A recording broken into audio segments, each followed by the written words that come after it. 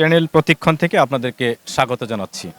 আমরা আজ এসেছি উপমহাদেশের আধ্যাত্মিকতার তীর্থস্থান সুফি সাধকদের অন্যতম মার্কাজ বাংলাদেশের সিরাজগঞ্জ জেলাধীন বিশ্ব শান্তি মঞ্জিল এনায়েতপুর পাক দরবার শরীফে। এখানে হজরত মাওলানা শাহ সুফি খাজা মোহাম্মদ ইউনুস আলী এনায়েতপুরি নকশেবন্দি মুজাদ্দিদি হুজুর পাকের 111তম উরুসের আজকে দ্বিতীয় দিন।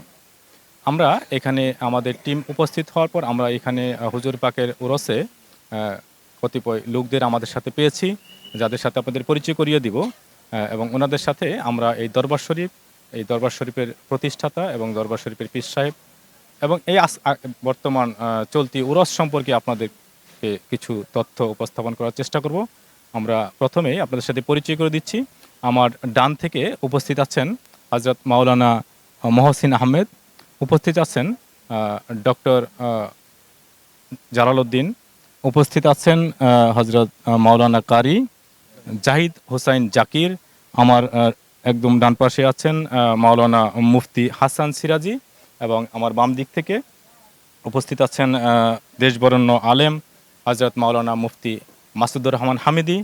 উপস্থিত আছেন টাঙ্গাইল প্যারাডাইস পাড়া দরবার শরীফের পীর সাহেবের স্নেহাস্পদ দৌহিত্র পীরজাদা আব্দুল মালিক আল মুজাদ্দিদি সাহেব। উপস্থিত আছেন বিশিষ্ট ব্যবসায়ী এবং শিল্পপতি মাহফুজুর রহমান মুক্তা। উপস্থিত আছেন মাওলানা আল মাসউদ্দিন সাহেব।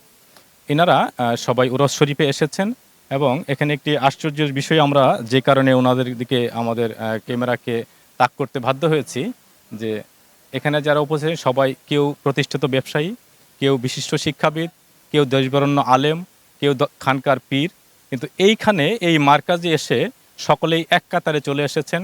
সকলেই যথারীতি মাটির বিছানায়, খড়ের গাদার বিছানায় বসে আত্মশুদ্ধির যে সাধনা, আত্মশুদ্ধি শিখার যে তালিম, সেটি ওনারা গ্রহণ করছেন। আমরা এই পর্যায়ে সংক্ষিপ্তভাবে আমাদের হজরত মাওলানা মুফতি মাসুদুর রহমান হামিদির সাহেবের কাছে জানতে চাইব এই উরস শরীফের ওনার আসার কারণ, উরস শরীফ সম্পর্কে সংক্ষিপ্তভাবে। আলহামদুলিল্লাহ, আমরা এই মুহূর্তে এনায়েতপুরের মহাপবিত্র উরস শরীফের 111তম অধিবেশনে আছি। আসলে মূলত এই উরস শরীফে আসার কারণ হলো, প্রতিটি মানুষের দায়িত্ব হচ্ছে তার স্রষ্টাকে চেনা, তার রবকে চেনা, যিনি এত সুন্দর করে সৃষ্টি করেছেন তাকে চেনা। তো তাকে চেনার জন্য যেই পদ্ধতি লাগবে, যে জ্ঞান লাগবে, সেটি মূলত আধ্যাত্মিক জ্ঞান, অর্থাৎ যে রাব্বুল আলামিন আমাদেরকে সৃষ্টি করেছেন, আমাদের আত্মাকে সৃষ্টি করেছেন। তো সে আধ্যাত্মিক জ্ঞান ছাড়া আল্লাহ তাআলাকে পাওয়া যায় না। তো সে আধ্যাত্মিক জ্ঞানের ধারক বাহক কারা? এটি নবুয়তের যুগে নবী রাসূল আলাইহিমুসসালামকে এবং বেলায়েতের যুগে তারা হচ্ছেন আউলিয়া ইকরাম। তাদের কাছে গেলে আধ্যাত্মিক জ্ঞান অর্জন করার জন্য যেটি দরকার, সেটা আত্মশুদ্ধি অর্জন করা, অর্থাৎ নিজেকে বিলীন করে দেওয়া, নিজেকে নিস্তি করে দেওয়া, আমিত্ব বোধটাকে বিলীন করে দেয়। এটি কিন্তু পাওয়া যায় আউলিয়া ইকরামদের দরবার শরীফে। তার বাস্তবতা হচ্ছে এই এনায়েতপুর দরবার শরীফ, যেখানে অসংখ্য অগণিত শূন্য মানুষগুলি পূর্ণতা পেয়েছে এবং নাকেসগুলি কামেল হয়েছে, কামেলগুলি রাহনুমে শরীয়ত হয়েছে। অর্থাৎ এইটি এমন একটি দপ্তর যেখানে এসে মানুষ, মানে খারাপ মানুষ ভালো হয়, ভালো মানুষগুলি তাদের আত্মিক উন্নতি লাভ করে, যারা আল্লাহকে পেতে চায় তারা আল্লাহ রাব্বুল আলামিনকে পায় এ দরবার থেকে। এটি আমাদের কোনো গল্প কাহিনী নয়, এটি বাস্তবতা। এখান থেকে যুগের শ্রেষ্ঠতম অলিয়া উলিয়া করমগণ তারা সাধনা করে সফল হয়েছেন, যেমন আটরশির পীর খাজা বাবা ফরিদপুরি সহ এদেশের অসংখ্য মানুষগুলি খোদা তত্ত্বজ্ঞান সাধনা করেছেন যেই দরবারে, যে এখানে ধুলাবালির সাথে তাদের সম্পর্ক রেখে তারা আল্লাহ তাআলাকে হাসিল করেছেন। আমরা মূলত সেখান থেকে সেটি অর্জন করবার জন্য এসেছি।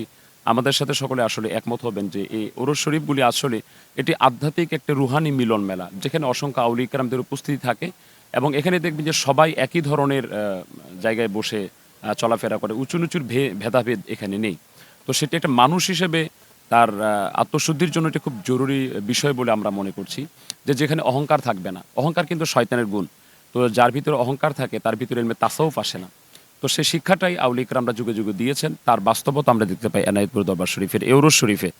তো আমরাও আত্মশুদ্ধির জন্য এসেছি, আমরাও দাওয়াত দিচ্ছি আপনারাও যারা আল্লাহকে পেতে চান, আত্মশুদ্ধি অর্জন করতে চান, এরকম একজন কামেল মোকাম্মেল আল্লাহর ওলির কাছে এসে সেটি শিক্ষা করতে হবে। অর্থাৎ যে বিদ্যা আপনি শিখতে চান, সেই বিদ্যা যারা শিখান তাদের কাছে যেতে হবে। ধন্যবাদ। ধন্যবাদ মাওলানা মুফতি মাসুদুর রহমান হামিদি সাহেব। আমরা যতটুকু জানতে পারলাম, এনায়েতপুর দরবার শরীফ তথাকথিত বা প্রচলিত কোনো দরবার শরীফের মতো নয়। এনায়েতপুর দরবার শরীফ বাংলা ভারতের প্রায় সহস্রাধিক দরবার শরীফের পীরগণের যিনি পীর, উনি হচ্ছেন হজরত মাওলানা শাহ সুফি খাজা মোহাম্মদ ইউনুস আলী এনায়েতপুরী রহমতুল্লাহ, যিনার উরস 111তম উরস এখানে উদযাপিত হচ্ছে। ওনার যে শিক্ষা, ওনার যে তালিম তরবিয়ত, সেটা শিক্ষা করার জন্য, নিজেকে পরিশুদ্ধ করার জন্য, নিজের নফসকে মুতমাইন্না করার জন্য যে রিয়াজত সাধনা, সেটা উনি সারা জীবন শিখিয়েছেন। একই সাথে মানব সেবা, সমাজ সেবা, দেশাত্মবোধ, এই সব বিষয়গুলোকে সামনে রেখে উনি যুগের মুজাদ্দিদ হিসেবে আবির্ভূত হয়েছিলেন বলে এখানকার ভক্ত, মরিদান এবং আলেম ওলামারা বিশ্বাস করেন এবং সেই অনুযায়ী ওনারা আমল করেন। আমরা আরেকটু জানতে চাবো আজকে বিশিষ্ট শিক্ষাবিদ ডক্টর জালাল উদ্দিন সাহেবের কাছে জানতে চাবো যে আমরা যে দরবার শরীফে উপস্থিত হয়েছি, এই দরবার শরীফের যিনি পীর সাহেব, ওনার সম্পর্কে আমরা সংক্ষিপ্তভাবে ডক্টর সাহেবের কাছে একটু ওনার মতামত জানতে চাচ্ছি। আসসালামু আলাইকুম রহমতুল্লাহ। তো এই দরবারে যে উরস পাক, এই উরস পাকের যে উদ্দেশ্য, বিশেষ করে খাজা বাবা এনায়েতপুর রহমতুল্লাহ ভারত উপমহাদেশে ইসলাম প্রচার করছেন, এবং আজকে যে উরস হচ্ছে, উরসের মধ্যে যে শিক্ষা, যে প্রশিক্ষণটা আমরা নিয়ে যাচ্ছি, প্রথম কথা হচ্ছে তাসকিয়াতু নাফস, যে আল্লাহর মানে নিজেদের যে পরিশুদ্ধ, যেটাকে সেলফ পিউরিফিকেশন আমরা বলি, সেটা হচ্ছে উরস শরীফের মধ্যে ট্রেনিং হচ্ছে। অর্থাৎ নফসিয়ত, যেটা নফসা আম্মারা, লোভ, লালসা, হিংসা, বিদ্বেষ, অহংকার, অহমিকা যা কিছু আছে সব বিলিয়ে দিয়ে নফসে মুতমাইন্নার যে বিষয়টা, অর্থাৎ প্রসিদ্ধ যে আত্মা হওয়ার যে ট্রেনিংটা। কারণ আল্লাহ পাক আমাদেরকে এই অপবিত্র আত্মাকে ডাকবে না, কারণ পবিত্র আত্মা আমাদের দুনিয়াতে পাঠিয়েছে এবং পবিত্র হিসাবে আমাকে নিবে। এজন্য আল্লাহ পাক সূরা ফজরের 27 থেকে 30 নম্বর আয়াতে তার যে বাণী, ইয়া তুহান নাফসুল মুতমাইন্না, হে পবিত্র আত্মা তুমি আমাদের দিকে আসো। এই যে আত্মাটার পবিত্রতা, আত্মার যে উন্নতি করা, দুনিয়াতে এসে যে আমরা রবকে ভুলে গেছি, এই রবকে চিনানোর জন্য, রবকে বোঝানোর জন্য, রবকে স্মরণ করার জন্য খাজা বাবা এনায়েতপুর রহমতুল্লাহ এই শিক্ষাটা দিচ্ছেন। বিশ্ব শান্তি মঞ্জিল এনায়েতপুর পাক দরবার শরীফ, সিরাজগঞ্জ। আমরা যেমনটি বলছিলাম, এখানে হুজুর পাকের 111তম উরস শরীফ উদযাপিত হচ্ছে। ইতিমধ্যে লক্ষ লক্ষ লোকের জামায়াত হয়েছে। বিস্তীর্ণ এলাকা জুড়ে আলোকসজ্জা, তোরণ নির্মাণ করা হয়েছে। ভক্তগণ, আশেকান দেশ বিদেশ থেকে এখনও আসছেন। আগামীকাল সকালে এখানে আখেরি মুনাজাত অনুষ্ঠিত হবে। আখেরি মুনাজাত পরিচালনা করবেন ঐতিহ্য ধারাবাহিকতায় দরবার শরীফের বর্তমান সাজ্জাদাসীন হজরত খাজা গোলাম মেহেদি মদ্দাজিল্লাহুল আলী। আমরা এই উরস শরীফের অনুষ্ঠান থেকে যতটুকু জানতে পেরেছি যে এই উরস শরীফ আজ থেকে 10 বছর আগে সর্বপ্রথম যখন শুরু হয়েছিল, সেখান থেকে অদ্যাবধি পর্যন্ত কোনোভাবেই বন্ধ না থেকে নিরবিচ্ছিন্নভাবে 111তম উরস শরীফ উদযাপিত হচ্ছে। এবং এখানকার সম্পর্কে যে যতগুলো আমাদের কল্প কাহিনী, যে জিনিসগুলো প্রচার করা হয়, আমরা এখানে এসে দেখলাম যে সেগুলোর সাথে আসলে বাস্তবতার কোনো মিল নেই। এখানে লক্ষ লক্ষ লোকের জামায়াত হয়। জামায়াতের ভিড়, লোকের আনাগোনা, যাতায়াত, খাওয়া দাওয়া, স্যানিটেশন সব কিছু দরবার শরীফ কর্তৃপক্ষ থেকে ব্যবস্থা গ্রহণ করা হয়। এখানে যথারীতি নামাজের সময় আজান, জামাতের সাথে নামাজ আদায় এবং তরিকত তাসাউফের যে ওজিফা, তালিম, এই সবগুলো পর্যায়ক্রমে 3 দিন ধরে চলতে থাকে। কোরআন হাদিসের আলোকে সম্মানিত ওলামায়ে কেরামগণ, দেশবরেণ্য পীর মাশায়েখগণ এখানে নিয়মিতভাবে আলাপ আলোচনা, ওয়াজ নসিহত করে যান। একই সাথে মিলাদ মাহফিল, কোরআনে পাকের তেলাওয়াত, হামদ, নাত, দোয়া, এগুলো 3 দিন ধরে চলতে থাকে, যেগুলোর মাধ্যমে এখানে আগত বক্ত, মুরিদান, আশেকান, মুহিব্বিন যারা আসেন, তারা তাদের অন্তরের খোরাক, রুহের খোরাক, আধ্যাত্মিকতার তাদের যে সাধনার যে খোরাক, সেগুলো তারা সঞ্চয় করেন। ধন্যবাদ জানাচ্ছি যারা আমাদের সাথে এতক্ষণ ছিলেন। সিরাজগঞ্জের বিশ্ব শান্তি মঞ্জিল এনায়েতপুর পাক দরবার শরীফ থেকে মোহাম্মদ শফিক আল মুজাদ্দিদ।